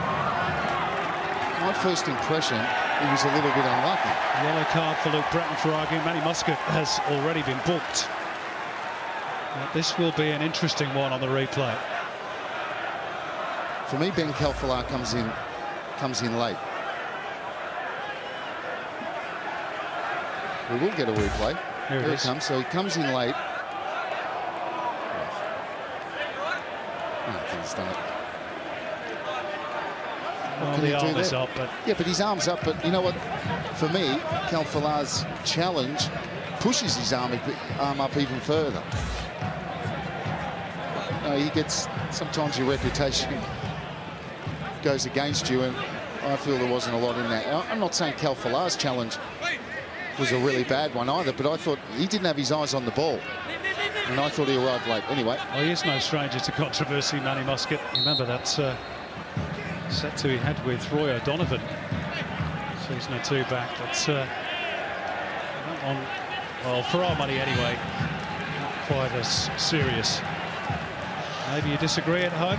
VAR didn't. Kalfala's free kick. I'll tell you another thing I don't like, Robbie. I don't know if you're in the same camp. Coach is calling for the VAR. Let the referee decide.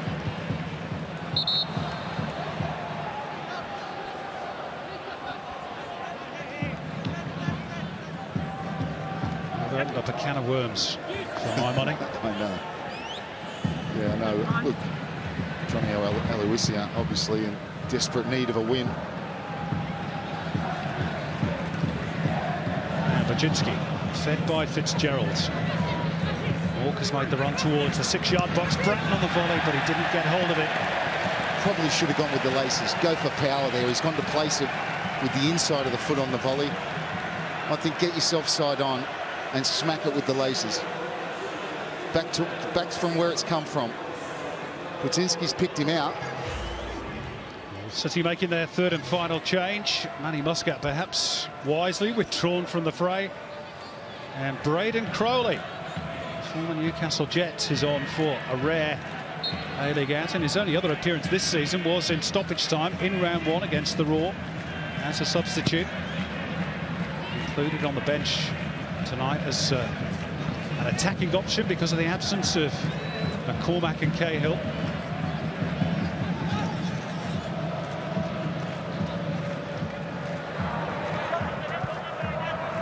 Fitzgerald, it seems, has dropped into that defensive position. Yeah, he's dropped back into the right fullback position. How about that from Stefan Morg? Very neatly done. Bratton. That's an option. Nothing's happening for him. He's turned it over. Pick it off, go, leave it. Go, pass, go. Manny Muscat taking his seat. Just a little flashpoint. I really think the VAR needed to be involved to further adjudicate.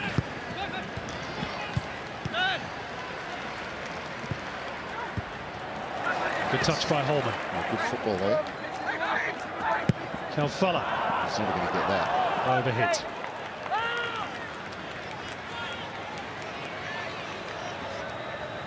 Not been a happy night, particularly for Eugene Galekovic. It's rare that he makes one error in a game, let alone two.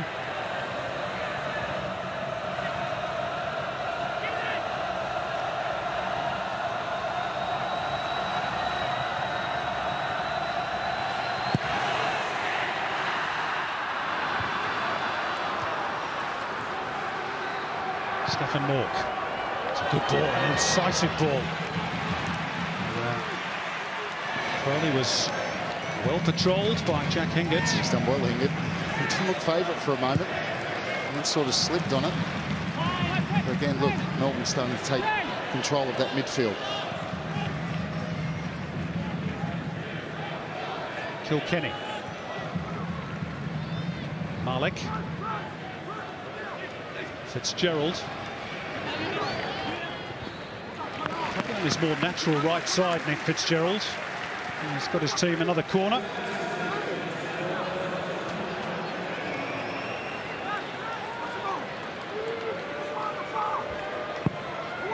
Time starting to tick away for City. 3 Brisbane players in a bunch there, and they dealt with it rather scruffily, but effectively nonetheless.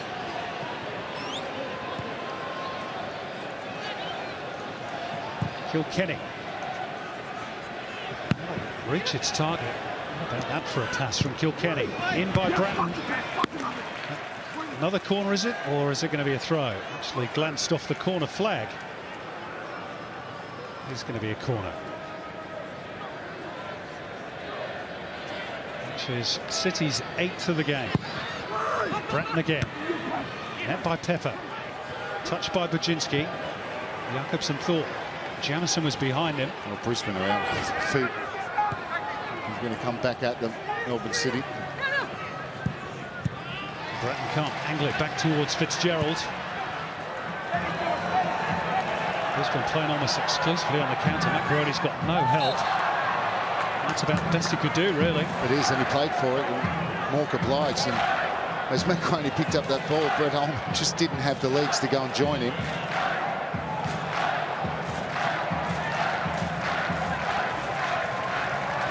Just over 9,000 in tonight at Suncorp. Starting to find their voice. We're just over 10 minutes to go. We're going to witness their team break their duck at the 7th attempt. Kalfala's free kick. Teta rather harmlessly towards Galekovic.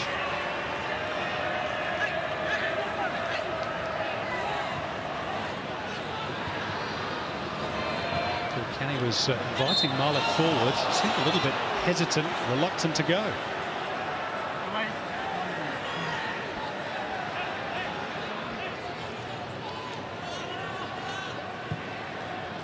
Minutes remaining.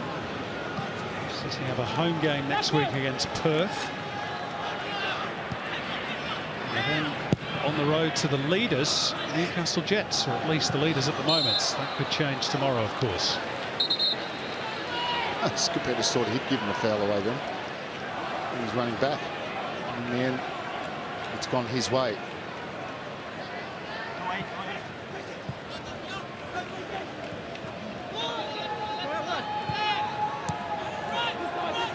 Holman. Macaroni couldn't reach it. No, Macaroni's got to do better there. He's got to come towards the ball there. Sort of difficult match, Macaroni. That's another foul.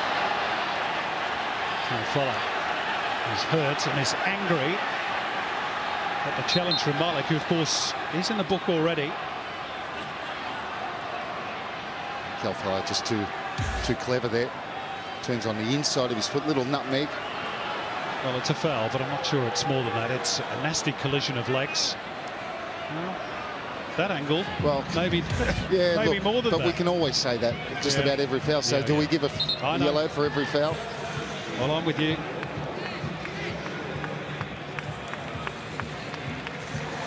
Referee gets the one look. Here's second change for Brisbane. And Joe Coletti to be replaced by Mitch Oxborough.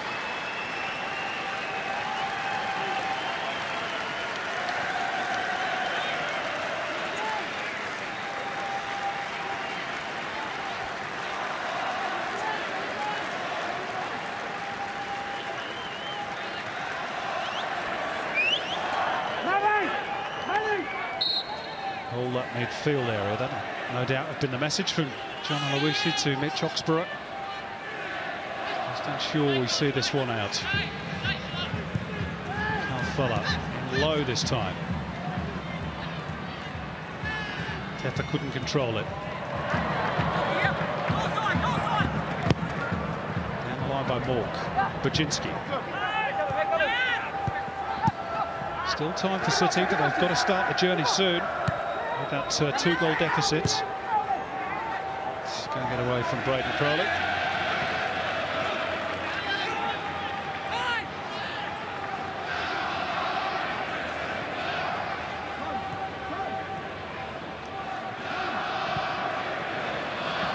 Loose first touch from Oxborough. It's not what you want. You know, he ran with the ball rather than just passing it straight away. He was late, a little bit of frustration perhaps with his errant pass on Stephen Moore. Gives away a rather needless free kick. I'm sure that wasn't part of the instruction from Messrs Aloisi, John and Ross. I know the game's not yet done. Bratton's delivery, Jakobsen's header, and then Schenker out wide.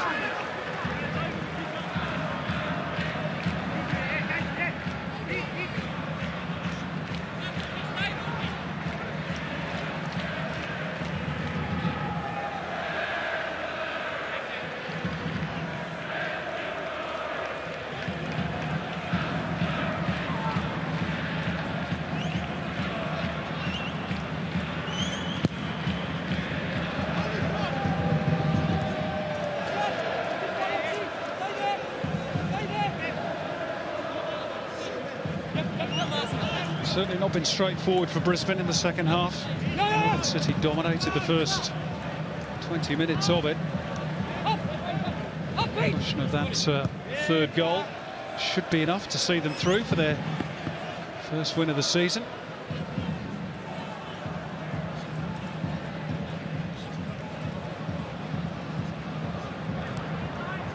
City looking to mount a late comeback. Clever work by Fitzgerald. Mork on the turn, just overhit for Bajinski. And Fitzgerald again.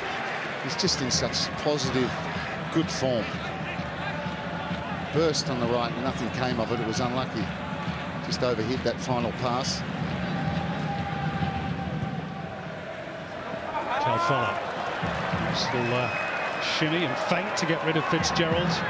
Holman outside him. And then low, but it's rather tired-looking delivery. It's a poor ball. We're better to whip that one with pace across the face rather than try to pick someone out.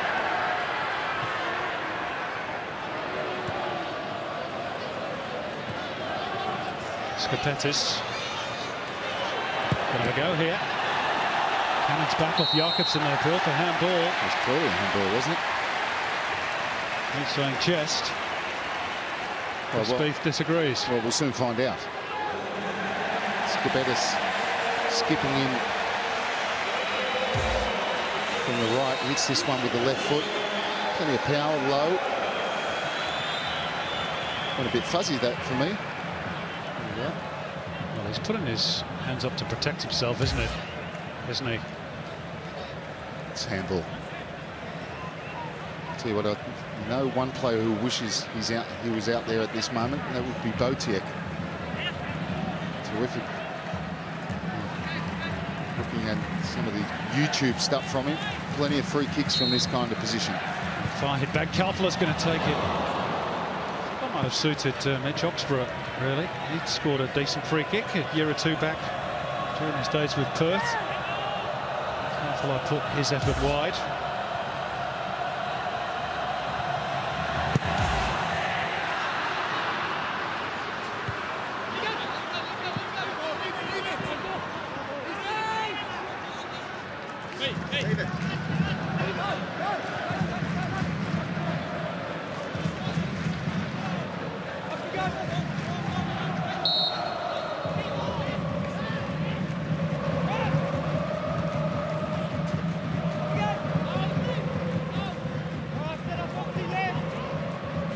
Under 3 minutes remaining. Melbourne City look as though they're going to spurn the chance to go back to the top of the league for the second week running. Not helped perhaps tonight by the absence of Ross McCormack and indeed Tim Cahill.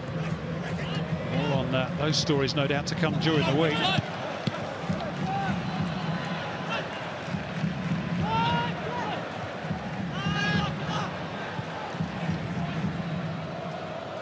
As though Brisbane will be off the foot of the ladder tonight. They'll be replaced momentarily at least, Robbie, and this is an interesting one, by Melbourne Victory.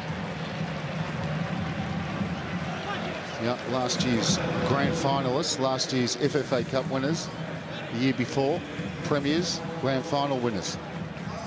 Early days though, and they have, and for me, Melbourne Victory have been affected by the international calendar more than anyone else, quite obviously.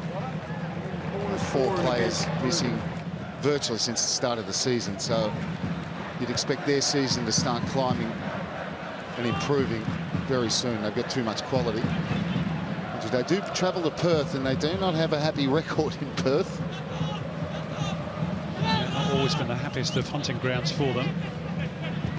See how they go on Sunday.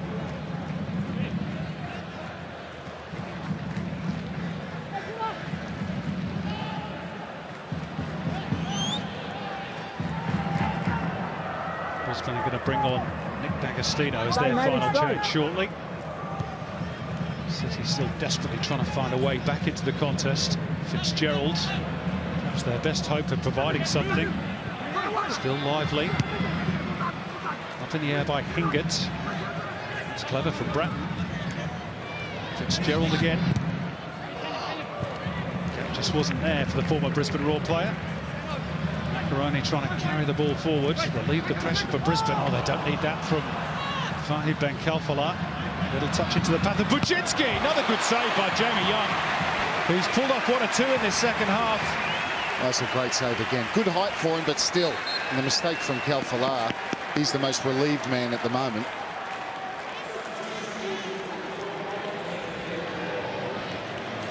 Here's that change. As you watch again, the replay. A terrific little combination with Fitzgerald. Right idea, he's trying to bend it towards that far post and just doesn't hit it outside enough to come back in. And gives Jamie Young the chance. 5 saves from Jamie Young. And he'll be not happy with himself on the goal. There's been a catalogue of defensive errors from both teams. Khalfallah's turnover being the latest of them.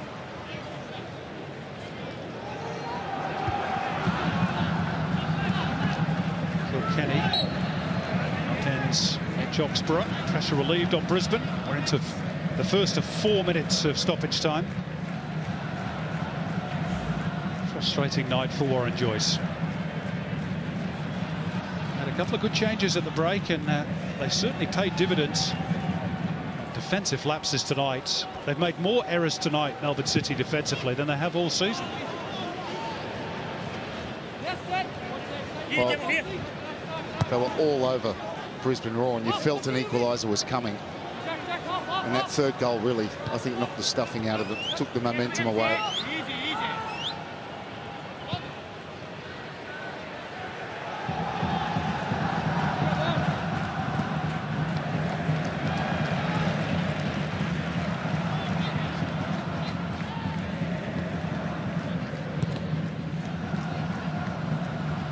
Against Melbourne City, always that's a little bit more special for John Aloisi, given the time he's spent the old Melbourne Heart.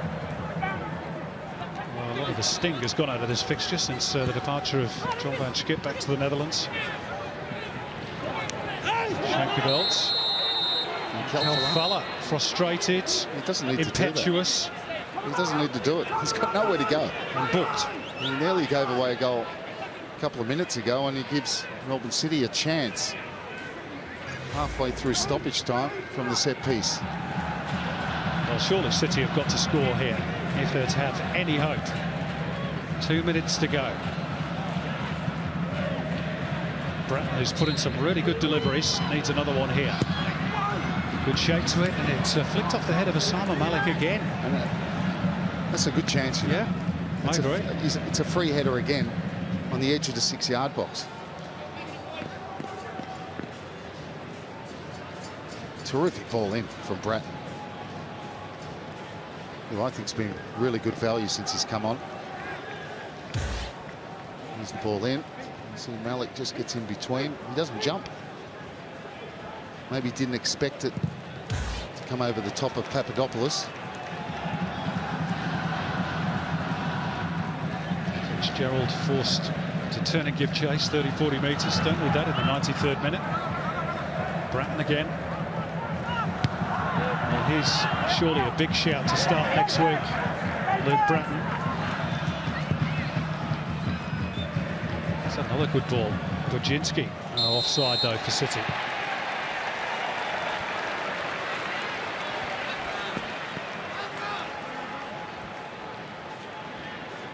Well, Melbourne City in a lot of respects, and Brisbane desperate for a win. Looks like they're going to get it, but I mean, if ever there's been a team that's come away from home and gifted 3 points to the home side, this is a case in point, and he'll know that. 3 mistakes, 3 goals.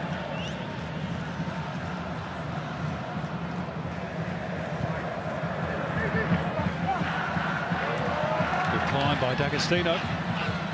Brisbane going to finish with a bit of a flourish here. Macaroni. Led by D'Agostino for Mackay. Hingett. Oxborough. 4 minutes of stoppage time up. Brisbane content to play a bit of keep ball, run the clock down.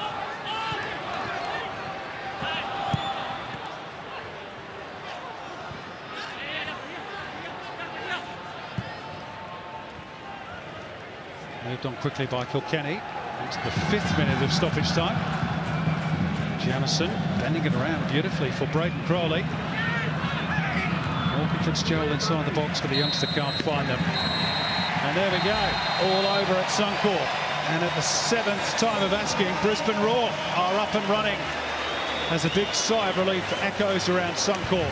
Avram Papadopoulos, their main hero today. 2 goals for the central defender. Eric Botiak chipping in with 1 as well. And despite a spirited second half comeback by Melbourne City, all they had to show for it was Stephen Mork's effort, which beat Jamie Young at the near post. City's blistering start now, but a fading memory.